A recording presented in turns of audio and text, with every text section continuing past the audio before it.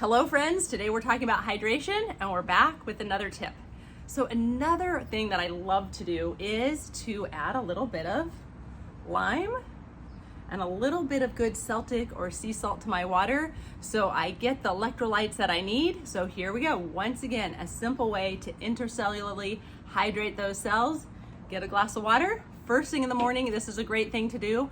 I like to do it throughout the day because I feel like I'm continuing to hydrate my body. But take a pinch of a little bit of Celtic sea salt or a really good, another type of sea salt that you enjoy, and just put a little bit right into your water. Sprinkle a little bit in, grab a lime, grab a lemon. Right now I'm on a lime kick, and just give it a little squeeze.